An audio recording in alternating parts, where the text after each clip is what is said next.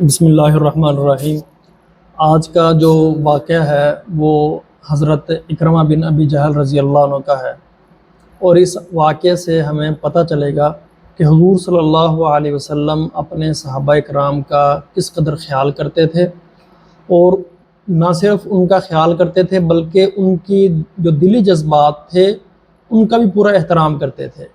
اور پوری کوشش کرتے تھے حضور صلی اللہ علیہ وسلم کہ میرے کسی صحابی کو تکلیف نہ ہو، نہ ہی جسمانی تکلیف ہو اور نہ ہی ان کا دلی تکلیف ہو۔ تو اس سلسلے میں حضرت اکرمہ بن ابی جہل رضی اللہ عنہ کا وہ جو واقعہ ہے وہ اگر سیکھا جائے تو اس سے بہت کچھ سیکھا جا سکتا ہے۔ تو واقعہ کچھ یوں ہے کہ ابو جہل، یہ جو اکرمہ ہیں یہ ابو جہل کے بیٹے تھے، تو مسلمانوں کے خلاف قریش کی جتنی بھی جنگیں ہوئی ہیں تو اس میں یہ شریک رہے ہیں، جیسے غزوہ بدر ہے یا احد ہے یا خندق ہے، تو ان ساری جنگوں میں وہ مشرکین کی طرف سے شریک رہے ہیں۔ بلکہ غزوہ بدر میں جب ابو جہل پر حملہ ہوا ہے، ابو جہل پر، اور جن صحابیوں نے، 2 صحابی تھے جنہوں نے حملہ کیا تھا، تو اس وقت اکرمہ بھی اس وقت ساتھ تھے ابو جہل کے، اور انہوں نے جو تلوار ماری ہے اپنے باپ کے، جو باپ کو قتل کرنے آئے تھے ان کو تلوار ماری ہے، تو ایک صحابی کا بازو کاٹ دیا تھا انہوں نے۔ تو غزوہ خندق کے موقع پر بھی بڑے جوش سے انہوں نے شرکت کی ہے۔ تو ایسے ہی ساری جنگوں میں یہ شرکت انہوں نے کی ہے۔ اچھا، جب فتح مکہ ہوا، یعنی کہ جب حضور صلی اللہ علیہ وسلم لشکر لے کے مکہ گئے ہیں، تو مکہ میں جا کے حضور صلی اللہ علیہ وسلم خود مکہ میں ایک رستے سے داخل ہوئے ہیں، اور حضرت خالد بن ولید رضی اللہ عنہ کو ایک دوسرا لشکر دے کر فرمایا کہ تم دوسری طرف سے آؤ، کیونکہ حضور صلی اللہ علیہ وسلم کو خبر یہ پہنچی تھی کہ مکہ کے اندر چند لوگ ایسے ہیں جو مسلمانوں کو نقصان پہنچانے کے لیے جمع ہیں۔ اچھا، ان میں بھی اکرمہ بن ابی جہل موجود تھے۔ تو جب مکہ کے اندر حضور صلی اللہ علیہ وسلم مکہ فتح ہو گیا، اور اس کے بعد حضور صلی اللہ علیہ وسلم نے ایک عام معافی کا اعلان کر دیا، تو لیکن جب عام معافی کا بھی اعلان کر دیا تھا، لیکن چند ایسے لوگ تھے کہ جن کے بارے میں حضور صلی اللہ علیہ وسلم نے فرمایا تھا کہ ان کو ضرور قتل کرنا ہے، تو ان میں ایک نام اکرمہ بن ابی جہل کا بھی تھا۔ تو ہوا یہ کہ جب اکرمہ کو پتہ چلا کہ میرا نام بھی ان لسٹ میں شامل ہے کہ جس کے بارے میں حضور صلی اللہ علیہ وسلم نے فرمایا کہ ان کو کوئی معافی نہیں ہے، ان کو قتل کرنا ہے، تو وہ بھاگ کے یمن جانے کے لیے وہ سمندر کی طرف چلے گئے۔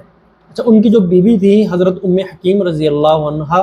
وہ مسلمان ہو چکی تھیں، تو وہ حضور صلی اللہ علیہ وسلم کی خدمت میں حاضر ہوئیں۔ انہوں نے حضور صلی اللہ علیہ وسلم سے عرض کیا، یا رسول اللہ، میرے شوہر اکرمہ کے لیے آپ امان دیجئے۔ تو حضور صلی اللہ علیہ وسلم فرمایا کہ ٹھیک ہے، اس کو میں نے امان دی، تو جاؤ اس کو لے آؤ۔ تو وہ گئی ہیں، جا کے دیکھا ہے کہ اکرمہ جو ہیں وہ کشتی پہ سوار ہو گئے ہیں اور وہ جا رہے ہیں یمن کی طرف۔ تو انہوں نے آواز دی، اور آواز دے کر کہا کہ آپ آ جاؤ، میں حضور صلی اللہ علیہ وسلم سے آپ کے لیے امان لے کر آئی ہوں کہ حضور صلی اللہ علیہ وسلم آپ کو کچھ نہیں کہیں گے۔ تو وہ انہوں کو ساتھ لے کر حضور صلی اللہ علیہ وسلم کی خدمت میں آنے کے لیے وہاں سے چل پڑیں۔ تو حضور صلی اللہ علیہ وسلم کو خبر ہوئی کہ اکرمہ اور ان کی بیوی جو ہیں وہ آ رہے ہیں۔ تو اب یہاں جو نقطے کی بات ہے، جو سننے کی بات ہے، سمجھنے کی بات ہے، وہ یہ ہے کہ حضور صلی اللہ علیہ وسلم نے صحابہ کرام سے فرمایا، جو اس وقت مجلس میں موجود تھے، ان سے یہ فرمایا کہ دیکھو، اکرمہ مومن بن کر تمہارے پاس آ رہا ہے، تم اس بات کا خیال کرنا کہ اس کے باپ کے بارے میں اب کوئی بری بات نہ کرنا۔ کیونکہ اس سے اس کے دل کو تکلیف ہوگی۔ کتنی بڑی بات ہے کہ باپ اس کا کون ہے؟ ابو جہل، جس کے بارے میں حضور صلی اللہ علیہ وسلم نے فرمایا تھا کہ ابو جہل جو ہے یہ اس امت کا فرعون ہے۔ کتنی بڑی بات ہے کہ اس امت کا فرعون ہے، یہ ابو جہل کے بارے میں حضور صلی اللہ علیہ وسلم فرمایا تھا۔ لیکن جب ان کا بیٹا مسلمان ہو کر حضور صلی اللہ علیہ وسلم کے پاس آ رہا ہے، تو حضور صلی اللہ علیہ وسلم کیا فرما رہے ہیں کہ اب ابو جہل کے بارے میں کوئی بات نہ کرنا اکرمہ کے سامنے، کیونکہ اس سے اکرمہ کے دل کو تکلیف ہوگی۔ آپ سوچئے تو صحیح کہ حضور صلی اللہ علیہ وسلم صحابہ کرام کے جذبات کا، ان کے دلی یعنی کہ جو تعلقات کا کس قدر احترام کرتے تھے۔ تو اس کے بعد حضرت اکرمہ رضی اللہ عنہ صلی اللہ علیہ وسلم کی خدمت میں حاضر ہوئے اور عرض کیا، یا رسول اللہ، میں نے تو اسلام کے ساتھ بہت دشمنی کی ہے، بہت جنگیں لڑی ہیں، تو کیا میرے وہ سب معاف ہو جائیں گے؟ تو حضور صلی اللہ علیہ وسلم فرمایا کہ ہاں وہ سب معاف ہو جائے گا۔ تو اکرمہ رضی اللہ عنہ جو ہیں مسلمان ہوئے ہیں، اس کے بعد